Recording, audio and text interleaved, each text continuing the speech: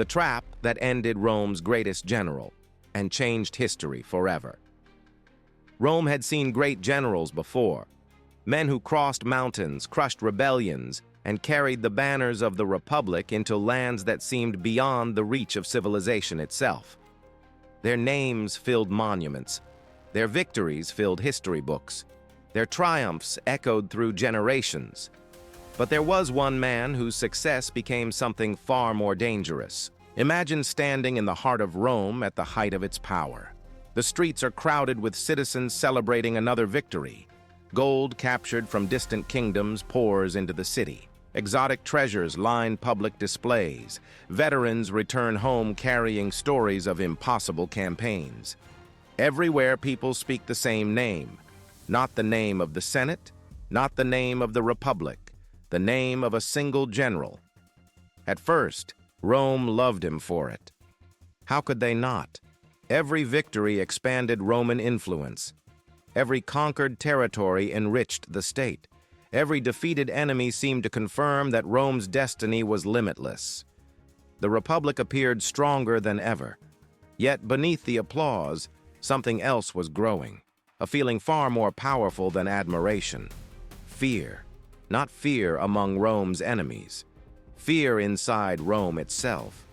The men who governed the Republic began noticing a change. The crowds cheered louder for the general than for elected officials. Soldiers felt a deeper loyalty to the commander who led them into battle than to the institutions that sent them there. Wealth flowed through networks connected to military success. Political influence followed military prestige, and with every new triumph, an unsettling question became harder to ignore. What happens when one man becomes too successful? The Republic had been built on balance, no king, no single ruler, no individual greater than the state. That principle had guided Rome for centuries. It was the foundation upon which its power rested. But history has a strange habit. Sometimes the very qualities that make a civilization strong create the conditions for its greatest crisis. The general did not seize power by force. He did not march on Rome demanding a crown. He did not openly challenge the Republic. That was what made him so dangerous. Or at least, that was what many powerful Romans began to believe. Behind closed doors, conversations changed. Allies became cautious. Rivals became watchful. Political calculations replaced public celebrations. Men who once praised the general now wondered whether his growing influence could ever be controlled. The battlefield was no longer in distant provinces. It was moving toward Rome. And unlike the wars he had fought before, this conflict would not be decided by strategy, courage, or military genius. It would be decided by fear, ambition, and a trap so carefully constructed that even the greatest commander of his age would struggle to recognize it before it was too late. Because the story you are about to hear is not simply the story of a man. It is the story of what happens when success becomes a threat. It is the story of how Rome's greatest strength became its greatest vulnerability. And it is the story of the trap that would end the career of Rome's most celebrated general while setting forces in motion that would change history forever. When victory became a political weapon. Rome's greatest paradox was hidden inside its greatest strength. Every year, the Republic sent ambitious men to distant frontiers with a simple mission: defeat Rome's enemies and return home victorious. For centuries, the formula worked. Conquer a tribe, defeat a rival kingdom, expand Roman influence, and bring honor back to the state. Victory was supposed to strengthen the Republic. Instead, without realizing it, Rome was creating something far more dangerous. It was creating men whose fame could grow faster than the institutions meant to control them. Picture the Roman Forum on a day of triumph. Crowds pack every street. Veterans march beneath captured banners. Wagons overflow with treasure taken from conquered lands.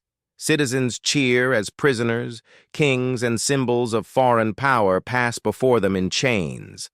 Above it all stands the victorious general. To the people, He is the face of Roman greatness. The Senate may have authorized the war, but it is the commander they remember. It is his name they celebrate. It is his image that becomes attached to victory itself. With every successful campaign, something subtle begins to change. The general returns not only with military glory, but with influence that cannot be measured by law. Soldiers who fought beside him develop fierce loyalty. Merchants profit from territories he opened to trade. Families benefit from wealth flowing into the city because of his victories. Entire communities begin associating prosperity with a single individual. His reputation spreads farther than any official decree issued by the Senate. That growing admiration creates an invisible tension within Rome's ruling class. Senators spend decades building alliances, negotiating political deals, and competing for influence through elections. Yet one extraordinary military campaign can accomplish what years of political maneuvering cannot. A victorious commander can become a household name across the Republic almost overnight. The battlefield is starting to produce political power on a scale Rome never anticipated.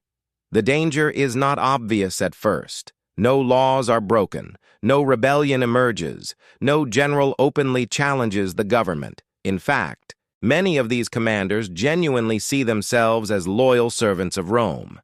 But perception is often more powerful than reality. As victories multiply, influential men begin asking questions in private. What if soldiers become more loyal to their commander than to the Republic?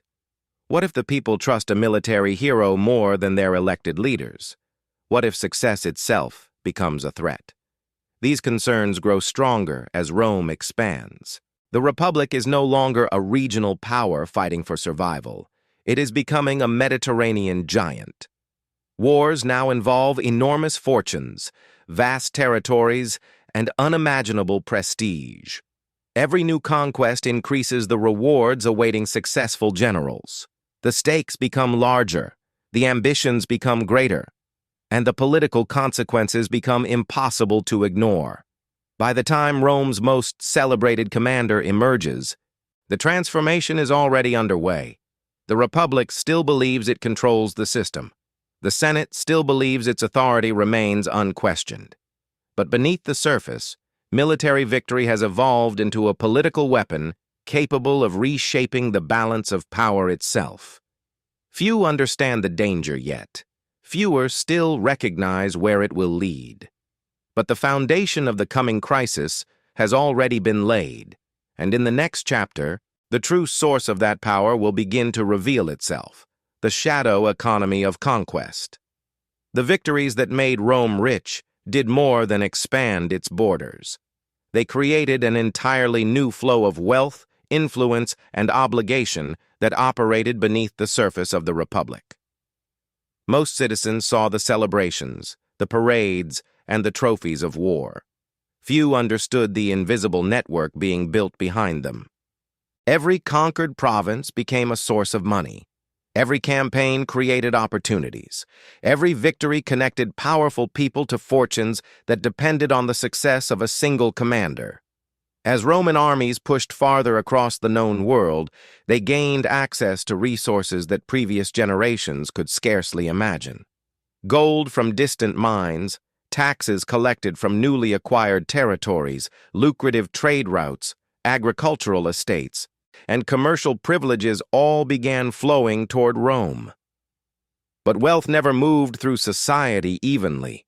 It followed relationships, it followed influence, and increasingly it followed the men who commanded Rome's armies. A successful general could recommend allies for important positions. He could reward loyal supporters with opportunities in newly conquered regions. Businessmen sought his favor. Political figures courted his friendship. Veterans looked to him for future security. Governors wanted his endorsement. Without holding absolute power, he became the center of a growing web of personal connections. The Republic still governed Rome on paper, but influence was beginning to move through informal channels that no law could fully regulate. This transformation alarmed many members of Rome's traditional elite. Their concern was not simply that one man was becoming wealthy. Wealth alone was nothing new in Roman politics. The real danger was that military success was creating entire networks of dependency. The fortunes of merchants, landowners, financiers, and political allies became increasingly linked to the career of a single individual. Every new victory strengthened those bonds. Every successful campaign expanded the reach of his influence. The situation became even more unsettling because these relationships often appeared perfectly legitimate. There were no secret armies gathering in the shadows, no obvious conspiracy against the Republic. Instead, Rome was witnessing the gradual formation of something more powerful: loyalty built on mutual benefit. Thousands of people began seeing their future prosperity connected to the continued success of one commander. As those connections multiplied, his influence extended far beyond the battlefield. In the Senate, some observers began recognizing a troubling pattern. The Republic was creating men who possessed not only military prestige, but economic leverage as well. A commander who controlled victories could shape opportunities. A commander who shaped opportunities could build loyalty. And a commander surrounded by loyalty became increasingly difficult to challenge. The fear spreading through Rome was no longer about battlefield glory alone. It was about the growing realization that military success was producing a parallel source of power. Yet the general at the center of this transformation may not have fully understood what was happening. He saw achievements. He saw alliances. He saw the rewards of service to Rome. But others saw something different. They saw a figure whose influence was expanding into every corner of public life, and as that influence continued to grow, a new and far more dangerous question began circulating among Rome's most powerful men. What happens when a citizen becomes more important than the institutions that created him?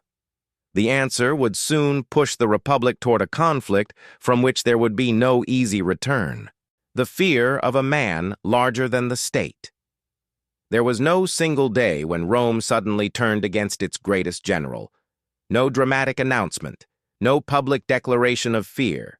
Instead, the transformation happened slowly, almost invisibly, inside the minds of the men who governed the Republic. The same commander once praised as Rome's greatest asset gradually began to be viewed as its greatest uncertainty. The victories remained the same. The man remained the same. What changed was the way others interpreted his growing power.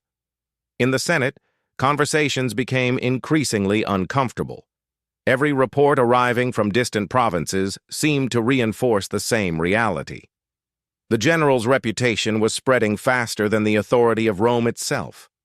Citizens admired him, soldiers revered him. Entire regions associated stability and prosperity with his leadership. For many Romans, loyalty to the Republic and loyalty to the general still appeared inseparable, but some senators feared the two loyalties were beginning to compete with one another. The Republic had been built upon a principle that distinguished it from the kingdoms and empires surrounding it. Rome rejected the idea that one man should dominate the state. Power was meant to be shared, balanced, and constrained. Yet history was presenting Rome with a challenge unlike any it had faced before. What happens when a citizen accumulates enough prestige to overshadow the very institutions designed to govern him? The Constitution offered no clear answer because it had never anticipated such a situation. The fear intensified because the general had achieved his influence without openly violating the system. He had not seized authority through force. He had not declared himself ruler. He had not openly attacked the Senate. In many ways, he represented the ideal Roman leader. That was precisely what made the situation so dangerous. His power emerged through success, legality, and public admiration. Opposing him risked appearing ungrateful. Supporting him risked strengthening him further. Rome's leaders found themselves trapped between two equally troubling possibilities. As political tensions grew, rumors began filling the gaps left by uncertainty. Some claimed the general secretly desired greater authority. Others insisted he remained loyal to the Republic. Stories circulated through aristocratic households, government chambers, and public gatherings. Every action he took became subject to interpretation. Every alliance was scrutinized. Every decision fueled speculation. The debate was no longer about what the general had done. It was about what he might eventually do. This atmosphere transformed fear into a political force. Men who once competed over policy now united around concerns about concentration of power. Rival factions began setting aside old disputes to address what they believed was a larger threat. The general remained physically distant from many of these discussions, but his presence dominated every room. Even in his absence, he became the central figure around which Roman politics revolved. That reality alone convinced some senators that the Republic was entering dangerous territory. Yet while powerful men worried about the future, another conflict was already taking shape beneath the surface. It would not be fought with legions or siege engines. It would unfold through influence, ambition, personal rivalries, and secret calculations. Rome's greatest battles had always taken place on foreign soil. Now the next battlefield was forming inside the city itself. And unlike any enemy Rome had ever faced, this one wore Roman clothing, spoke Latin, and claimed to be acting in defense of the Republic, the silent war inside Rome. While Rome's borders continued to expand, another war was quietly unfolding at the heart of the Republic. No battle formations appeared in the streets. No armies marched toward the capital. No blood stained the stones of the Forum. Yet every day, powerful men engaged in a struggle that would prove more decisive than many of Rome's greatest military campaigns. This was a war of influence, perception, and political survival, fought behind closed doors, where the fate of the Republic was being debated without the public even realizing it. Inside the Senate, alliances shifted with increasing speed. Men who had once stood together found themselves divided by a growing question. How should Rome respond to the unprecedented influence of its most celebrated general? Some argued that his achievements deserved recognition and trust. Others believed that history was filled with ambitious leaders who appeared loyal until the moment they became too powerful to control. Neither side could prove its fears or its hopes. That uncertainty only made the conflict more dangerous. The struggle was intensified by the ambitions of Rome's political elite. Every senator understood that power in the Republic was limited. Advancement often required weakening rivals as much as strengthening oneself. As the general's reputation continued to dominate public attention, many politicians saw their own influence shrinking in comparison. Even those who genuinely feared for the future of the Republic were not immune to personal motives. Patriotism and ambition became increasingly difficult to separate. Each decision carried both public and private consequences. Meanwhile, information itself became a weapon. Conversations held during private dinners could shape political alliances. Rumors traveled through aristocratic households before reaching the streets. Speeches were carefully crafted to influence public opinion without directly attacking the general. Every word mattered. Every gesture was analyzed. Rome was becoming a city where perception often carried greater power than reality. Men who could shape narratives gained advantages that no battlefield victory could provide. The general remained the central figure in these calculations, yet he was not always present to witness them. While he focused on governance, military responsibilities, and maintaining his growing network of supporters, opponents were studying his every move. They examined his decisions, not for what they were, but for what they might eventually lead to. A gesture of confidence became evidence of ambition. A display of authority became proof of dangerous intentions. Fear has a remarkable ability to transform uncertainty into conviction. As months passed, compromise became increasingly difficult. The political center that had once held Rome together began to erode. Moderate voices struggled to gain attention, while stronger factions pulled the Republic toward confrontation. Every new dispute deepened existing divisions. Every disagreement reinforced suspicion. What had started as concern over one man's influence was gradually becoming a broader crisis of trust within the Roman system itself. The silent war was producing winners and losers long before any public confrontation occurred. Networks were forming.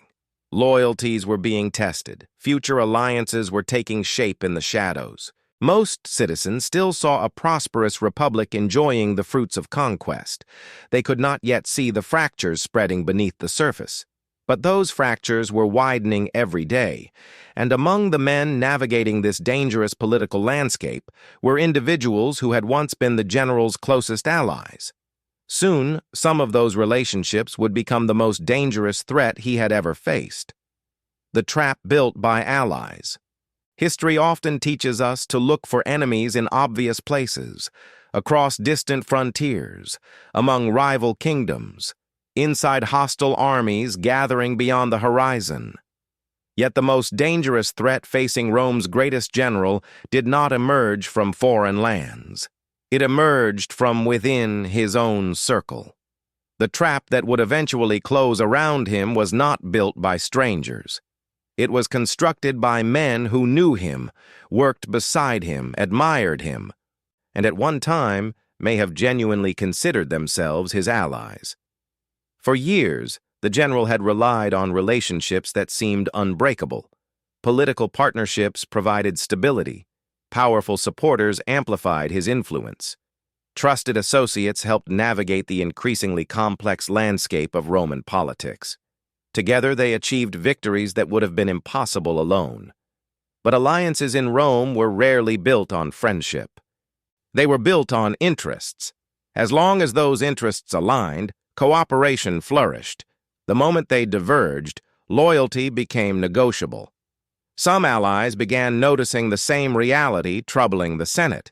The general's influence was continuing to grow, while the Republic's traditional mechanisms of balance appeared increasingly fragile. For certain supporters, this raised uncomfortable questions. Were they helping preserve Rome's future, or unintentionally contributing to a concentration of power that could one day threaten it? The answers varied depending on who was asked.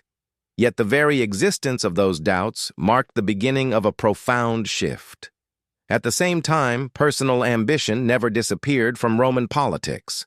Men who once benefited from standing beside a rising figure now had to consider their own futures. Some feared being overshadowed. Others worried about being associated too closely with a man whose growing influence was becoming controversial. A few recognized opportunities that did not exist before. As political pressure increased, calculations that had once favored cooperation began pointing toward distance, caution, and eventually opposition. What made the situation particularly dangerous was that these changes happened gradually. No dramatic betrayals occurred overnight. No public declarations shattered old relationships. Instead, trust eroded through a series of small decisions. Meetings became less frequent. Information flowed less freely. Private concerns remained unspoken. Individuals who once shared common objectives quietly began pursuing different goals. The general may have noticed some of these developments, but the full extent of the transformation remained hidden beneath the surface. Meanwhile, Rome's political environment rewarded those who anticipated danger before it arrived. Some former allies convinced themselves they were acting responsibly. Others believed they were protecting the Republic.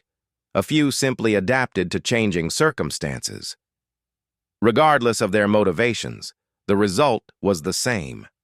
Networks that had once strengthened the general's position were becoming channels through which his opponents could gather information, build support, and coordinate strategies. The foundations of the trap were taking shape long before anyone could see its final form. The greatest irony was that the general still possessed enormous influence. He remained admired by many, respected by soldiers, and feared by rivals. From the outside, his position appeared secure.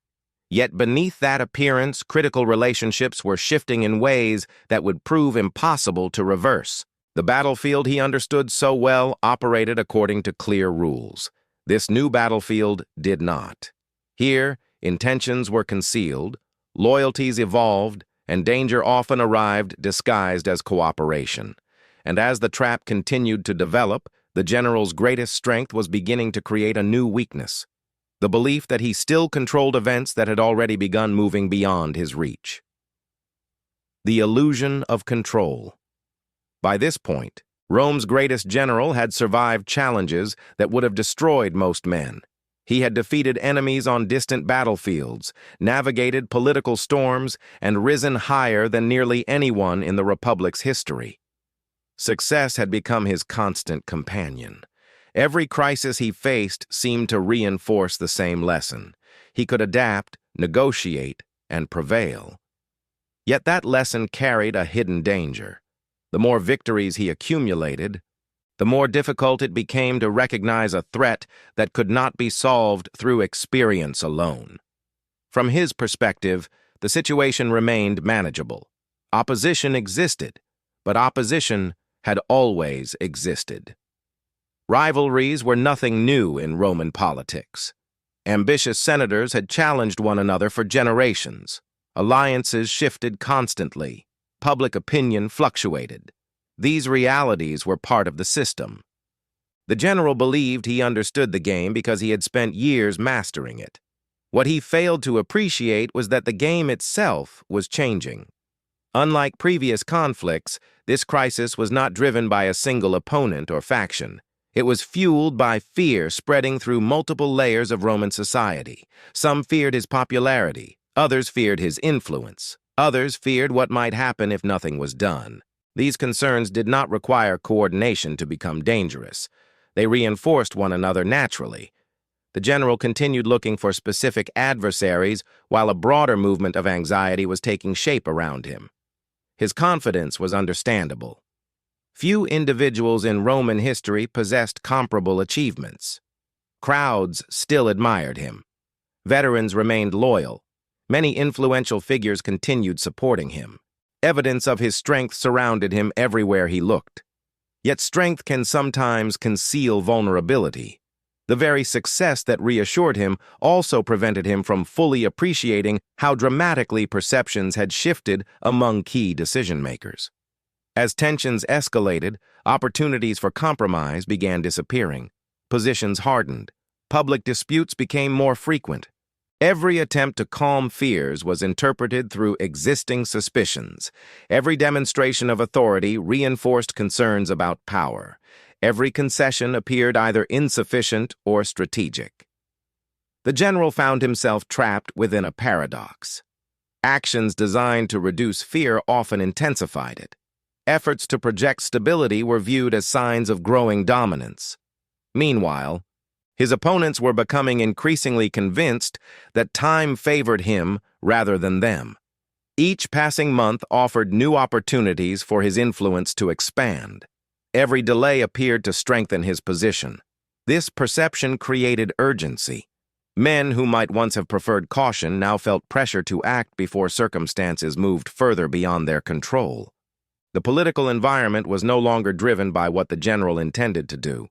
It was being driven by what others feared he might eventually become. The most dangerous moments in history often emerge when powerful individuals and powerful institutions misjudge one another at the same time. That is precisely what was happening in Rome.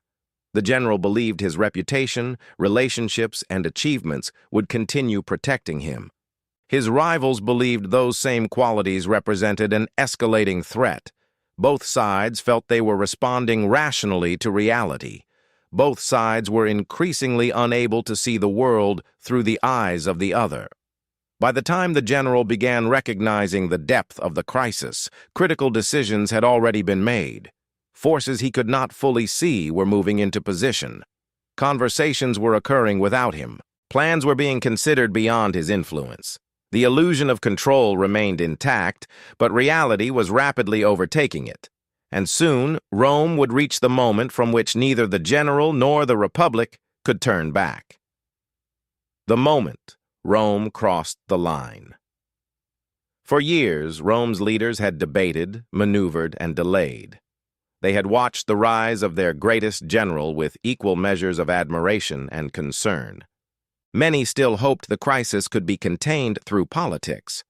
Others believed the Republic's institutions were strong enough to absorb the growing tensions. But history rarely waits for perfect solutions. Eventually, a moment arrives when uncertainty gives way to action. For Rome, that moment would change everything. The decision did not emerge from a single act of hatred, nor was it driven solely by ambition.